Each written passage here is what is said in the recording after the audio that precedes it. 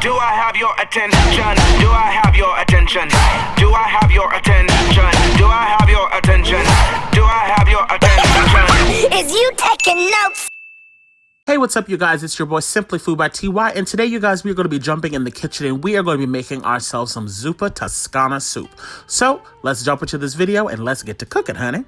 So, the first thing we're going to focus on are the greens. We're going to be using kale in this recipe.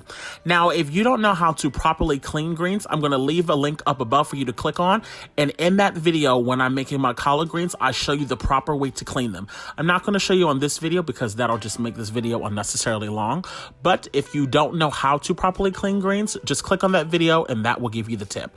But you want to make sure you're removing the stem on all of your kale.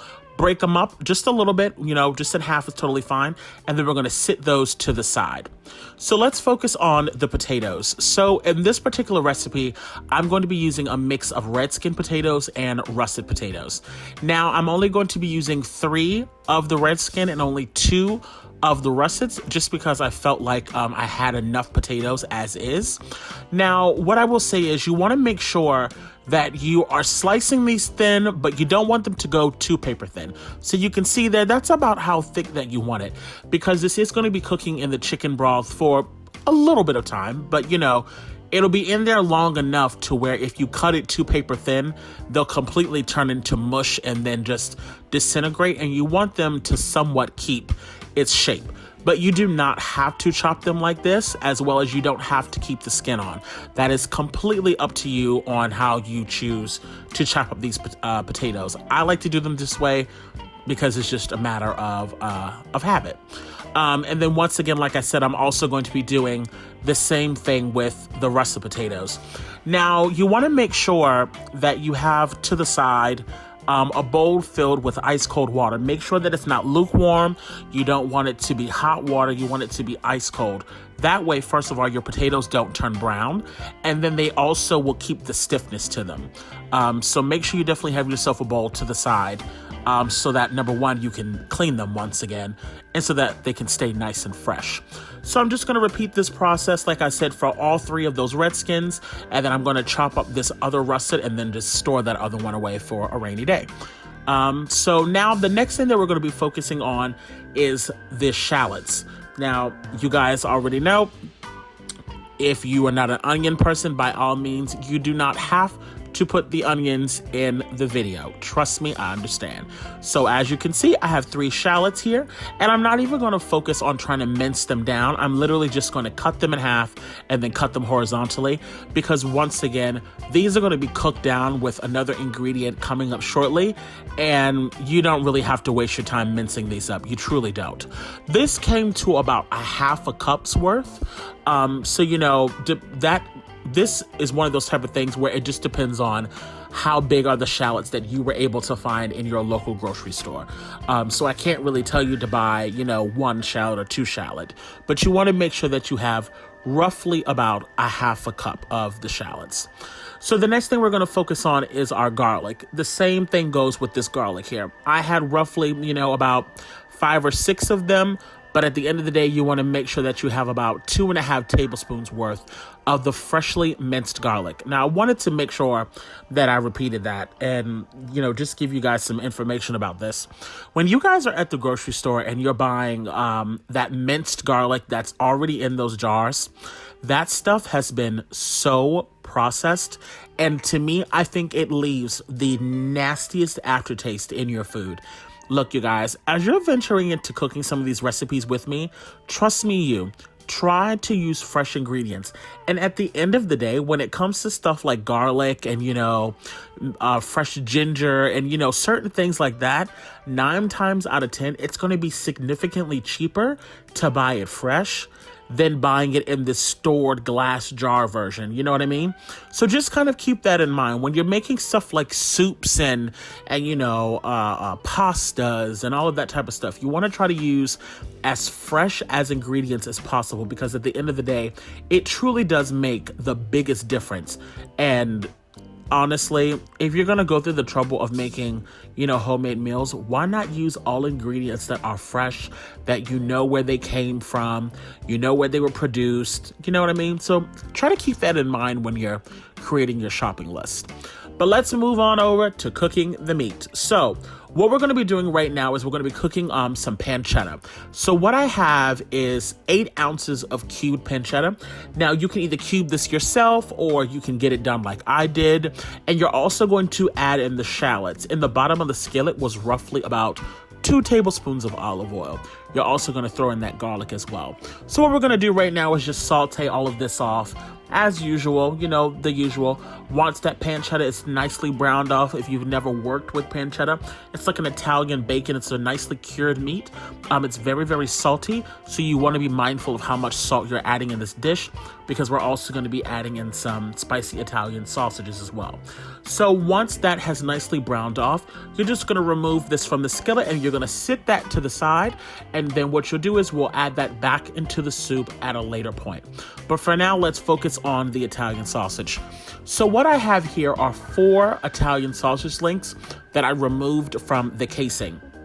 Now, this is truly going to depend on what brand you use or where you get your sausages from. There is no particular kind that you have to get, but try to get yourself some really fresh quality sausages. It really does make a big difference. Now, I'm adding in roughly about 8 cups of water. I'm also going to add in about a half a cup of some carrots. Actually, it was about 1.5 cups of carrots. And then I'm adding in the minced pancetta, the shallots, the garlic, and now, of course, I'm adding in our potatoes. We're in the home stretch, you guys. This is a really easy recipe. Now, as you can see, there is a lot of red floating to the top. That's actually the fat from the sausage. Now, if you notice, I did not remove any of it, and I did that on purpose. The reason why I left all of that fat in there, because to me, it helps season and cook the potatoes. But don't worry, we are not going to be leaving that in the final dish. We're going to be removing a vast majority of it. So you want to make sure that you're covering it just enough with water. I can't really tell you how much water to use because that truly depends on what size pot you're using. But you just want to make sure that it's completely covered. You're going to let that cook for roughly about 20 minutes till it comes up to a boil. And then you're going to add yourself in 2 heaping tablespoons of that Better Than Bouillon chicken stock. You guys know I stand by that stuff. I think it's absolutely amazing. Once again, you want to make sure that this comes up to a boil. This does not take long to cook at this point, you guys. All you're pretty much doing right now is cooking off the potatoes. Now, what I'm doing right now is I'm skimming off some of that fat that I was talking about. You don't want that to be in the end result. So, once it comes to a boil, it's all going to float up to the top anyway. So all you have to do is get yourself a spoon, or like I'm using here, a measuring cup, and you're just going to remove a good chunk of it. It's fine if you have a little bit left because, of course, that is going to add additional flavor. But you do not want your soup to be just consumed with a lot of fat. It just won't taste great. And it'll also change the texture of the soup once we add in that heavy cream. So you want to keep that in mind.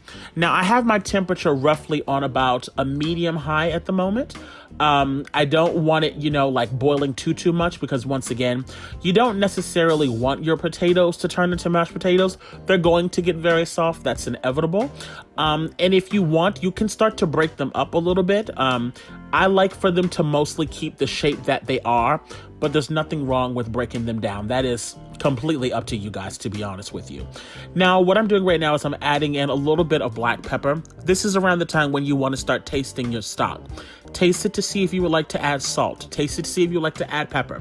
I'm going to be adding in a nice heaping, a good pinch of some kosher salt. I love cooking with kosher salt, but that's one of those things where you need to taste it, because the salt is really going to matter on the type of pancetta you got and the type of sausages. If it's not salty enough, add some more salt. That's completely up to you. So what I've just added in just now was our beans. So this was 2 15.8 ounces of Great Northern beans. They come in the can. I think I got the Bush's kind. And you want to make sure anytime you're using canned beans that you are thoroughly rinsing them, okay? Run them under cold water. Make sure that you're getting all of that gook off of them, and then just sit them to the side. You don't want to pour those beans from that can directly in your soup. Please don't ever do that. Make sure you are always thoroughly rinsing them all under cold water. I'm adding in about 2 tablespoons of some Kerrygold butter. And now we're going to add in 1 full cup of the heavy whipping cream. Now, it might have looked like I didn't put in a full cup, but I'm actually adding a full cup to this recipe. Now, you guys, this is it. You know, you got about maybe 5 minutes left in this recipe, okay? We're almost there, honey. Stick with me. So, now that the heavy cream is in, I would definitely tell you to give it a taste once again, just to see how you like it for the saltiness, because now it's time to add in the kale. Once you add in the kale, you guys, you can either turn the heat off completely and just let that kale cook from the residual heat, or let it cook for maybe about 2 to 3 minutes. You do not want to overcook. You want your kale to still have a bit of texture to it, because I promise you, kale does not take that long to cook down, in my opinion, and you definitely don't want it to be mushy. You definitely want to have a teeny bit of bite to your kale. And because that stock is so hot, and I'm using a Dutch oven, which really does well with retaining heat, you truly don't have to keep the pan on, because like I said, you definitely don't want to overcook it. I'm adding in slowly by slowly because I don't want it to overcrowd the soup, but I definitely want it to be enough in there so that every single bowl can have a significant amount of kale. So you might need to use the full pound of kale. You might not have to.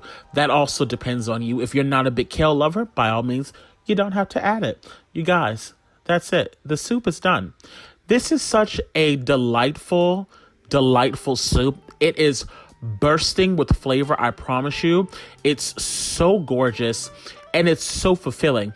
You've added in the beans, which also adds another layer of texture. You have those potatoes, the pancetta, the carrots, the shallots.